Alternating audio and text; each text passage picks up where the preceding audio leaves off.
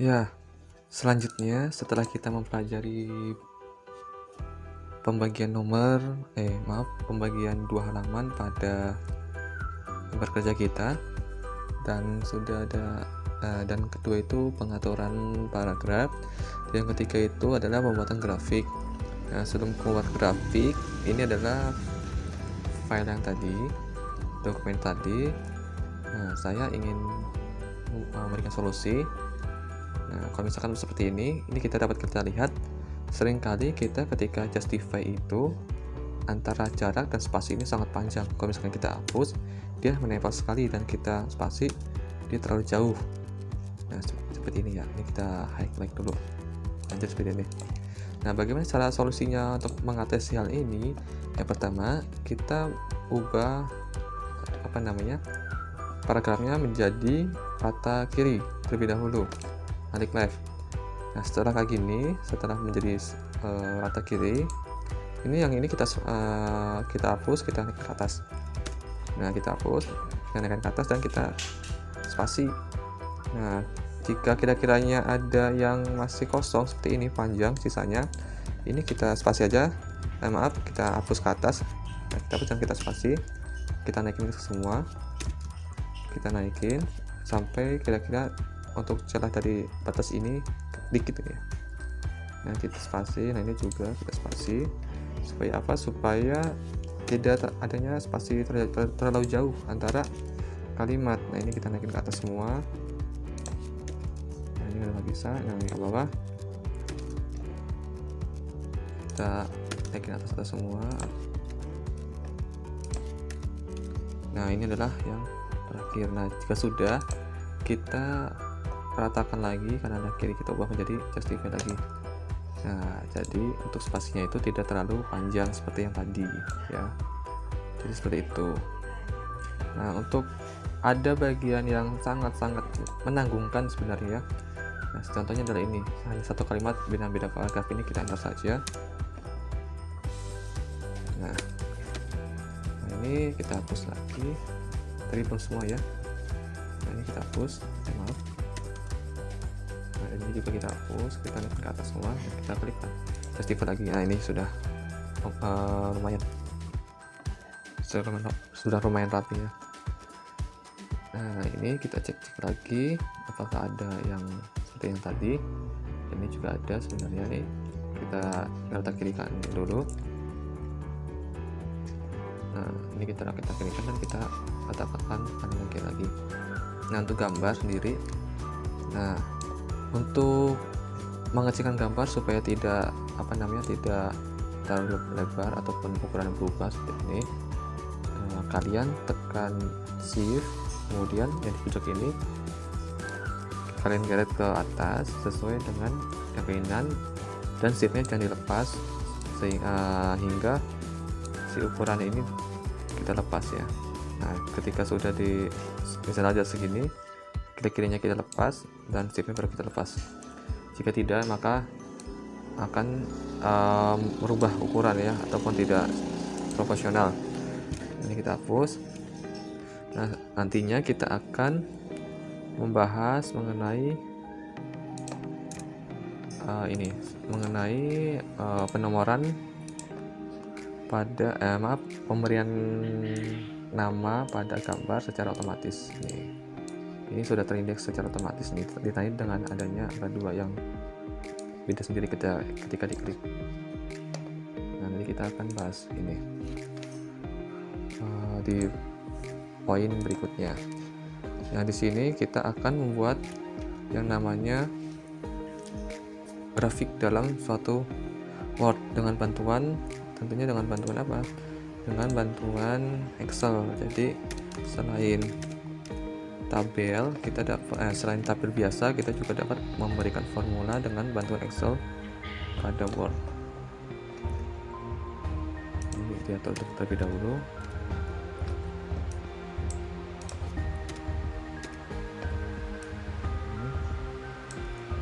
Kita kecilkan gambarnya. Nah, ini sudah cukup. Ini kita enter. Nah, sisakan dulu, kita taruh di sini. Nah, udah. Nah, sudah terlihat rapi ya, sudah lumayan rapi. Nah, selanjutnya itu adalah pembuatan pembuatan tabel Excel di Word. Bagaimana caranya? Nah, misalkan di sini di baris baru, di atas saja ya, di atas. Nah, di sini aja deh. Nah, di sini misalkan seperti ini.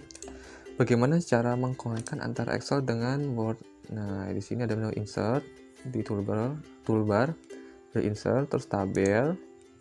Nah, yang biasanya itu adalah seperti ini ya, tinggal kita drag, kita pilih seberapa banyaknya. Ini untuk menu tabel yang disediakan oleh Word. Nah, jadi seperti ini. Tapi untuk di sini tidak bisa diberikannya formula. Ketika misalkan ini kita mau menginput nilai secara otomatis di Word. Nah, kalau misalkan seperti ini kan tentunya lama sekali ya. Satu-satu kita jumlahin satu-satu gitu ya. Misalkan dalam kasus ini adalah pembuatan pembuatan tabel jumlah dari nilai ya. Misalnya seperti ini. Ini untuk yang menggunakan tabel versi Word. Jadi ini masih standar. Maksudnya standar dari Word-nya sendiri. Nah, misalnya seperti ini ya. Kita akan bandingkan. Misalkan kita isi dulu.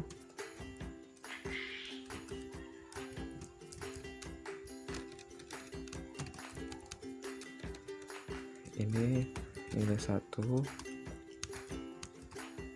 nilai 2, nilai 3, nilai 4, dan terakhir adalah jumlah. Nah, ini ya, 1, 2, 3, 4. Nah, jadi seperti ini. Nah, ketika misalkan kita klik, ini adalah nilainya 9, 8, 9. Nah, jumlahnya bagaimana? Nah, ini kan masih standar ya, tidak bisa dijumlahkan secara langsung. Di sini tidak ada formulanya. Nah, lalu bedanya apa dengan tabel dengan tabel yang dikembangkannya dengan Excel dengan Word? Nah, jadi perbedaannya adalah ketika kita menggunakan Excel dalam Word, di sini sudah akan dapat dituliskan formula, sehingga di sini otomatis menjumlahkannya sendiri. Nah, lebih lengkapnya seperti ini perbedaannya.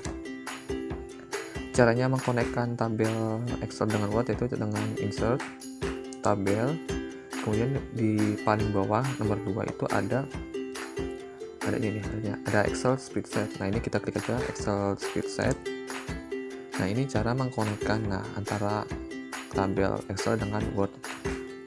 Nah, ini sudah dikonekkannya tabel Excel dengan Word. Di sini tinggal kita bikin kolom. Misalkan ini ada 1, 2, 3, 4, 5, 6 berarti sampai F, dan ke bawahnya ada 5 baris ya. Nah, kita buat dulu kolomnya, tabelnya ya maksudnya. Nah, kita buat tabelnya dulu. Di sini ada menu border di home Excel ya. Ini sudah terkonekkan dengan Excel dengan Word nih, atasnya Word, bawahnya itu Excel. Ini sudah terkonekkan ya, jadi kita isi dengan ini nomor. Nah, ini kita kecilin, ini untuk nomor. Kita klik nomor. Settingnya itu adalah nilai 1,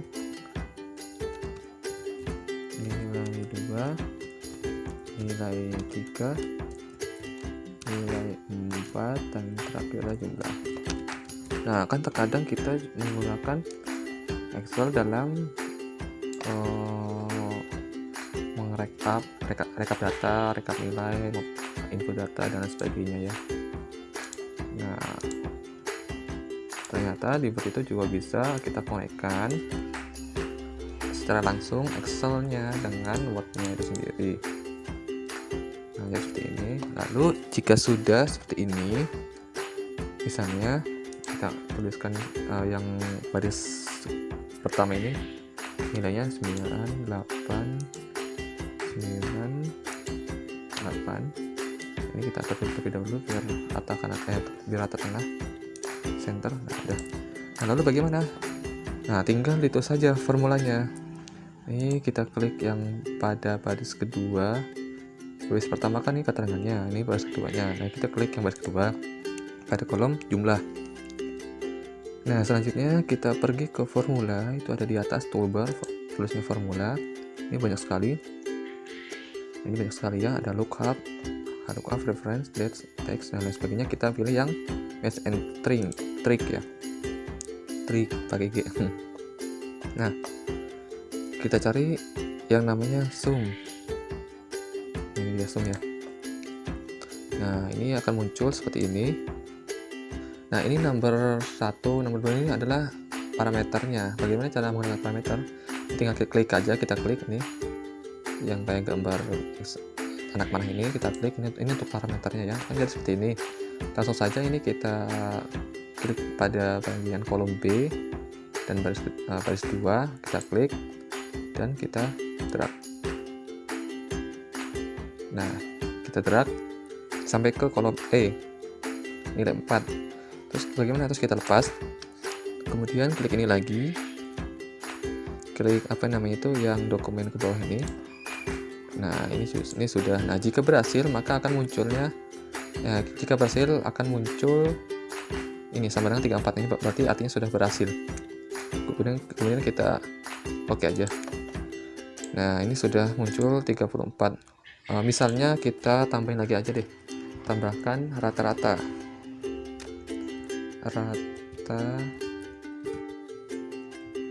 nilai. Nah, ini rata nilai ya. Kita bikin kolomnya dulu. Tabel. Nah, udah. Nah, kalau untuk rata-rata sendiri kita pergi ke formula, ke match rata-rata. Cari yang namanya average. Mana ya average-nya? Mana average itu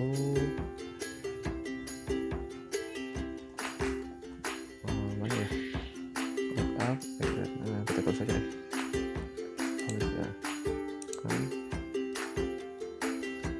Nah, untuk average sendiri itu ada di, nah kita tulis saja di sini. Kalau misalnya kita manual, kita pakai sama dengan terus average. Nah, ini ada average lagi 2 kali. Maaf,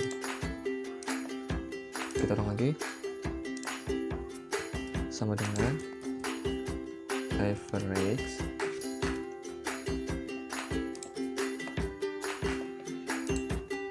jadi error. Tidak bisa. Sama dengan average kemudian buka kurung dan kita parameter awal dari B1, kemudian kita B2, terus kita tarik sampai ke E ya, ke nilai 4, kemudian tutup kurung. Nah, sudah. Hasilnya adalah 8,5. Nah, jadi seperti itu. Untuk average sendiri itu adalah rumusnya sama dengan average, atau kalian bisa nyari juga di sini di rata-rata plus entry ya dan sebagainya. Nah, yang ini kita copy aja biasa, terus kita drag ke bawah, paste. Maaf, kita copy ataupun kita tarik ke bawah. Tarik ke bawah. Nah, terus kita pilih yang file formatting only. Nah, udah. Nah, ini kita copy, kita ke bawah ini, paste. Nah, udah ya. Jika pun tidak bisa di copy seperti tadi, dia akan error. Ya, div ini kita klik ini. Maaf. Ini kita keret aja, kita keret dari yang atasnya nih. Yang ini pinggirnya kita lihat ke bawah, dan di sini ada auto fill option, kita pilih file formatting only. Nah, dia sudah otomatis ke backup.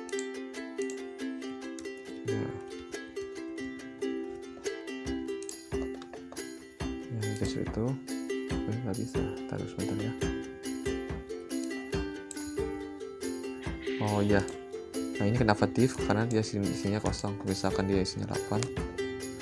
Nah, dia bisa nih. 8, 9, 8. Nah, ini 38. Nah, gitu ya. Jadi untuk div sendiri itu tidak dipermasalahkan div. Kenapa div? Karena dia CD-nya tuh kosong dia. Jadi tulisannya adalah div. Nah, jadi seperti itu. Jika kita sudah mengetahui di sini adalah keunggulannya daripada bawaan tabel Word, dia manual ya. Di sini dia otomatis untuk dipergunakan untuk dalam data-data ataupun penyimpanan data yang akan dilakukan di Word dengan manual Excel. Nah, jadi seperti itu. Jika sudah, maka klik 2 kali pada lembar yang kosong. Nah, dia akan muncul seperti ini. Nah, sudah seperti ini. Dan satu lagi, supaya di sini tidak seperti ini, tidak ada kosong-kosong garis gini.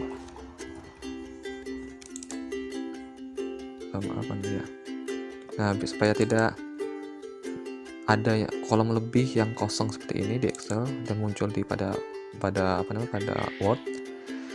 Langkahnya adalah ini kita kecilkan. Nah, ini kita kecilkan.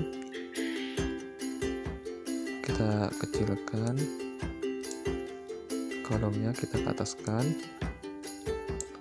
Nah, jika seperti ini, sudah seperti ini, kita klik 2 kali pada lembar kosong. Dan nah, jadi hasilnya seperti ini ya. Ini adalah kolom tabel yang dikoneksikan ke Excel. Jadi dia tidak perlu menuliskan kembali seperti manual ini. Manual dan lain sebagainya manual. Nah, jadi seperti itu. Jika ingin menambahkan kolom ke bawahnya, tinggal ini ditarik ke bawah saja. Tarik ke bawah. Nah, dia akan muncul ke bawah. Kita tarik lagi. Nah, ini ada 2 kolom. Ini kita kolom baru.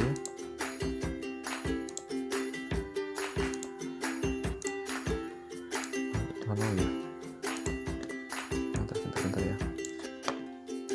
Nah, sudah. Ya, oke. Telah selesai tutorialnya. Sekian, kurang lebihnya mohon maaf. Wassalamualaikum warahmatullahi wabarakatuh. Jangan lupa untuk subscribe and like video dan channel ini, dan nantikan video berikutnya yang akan datang.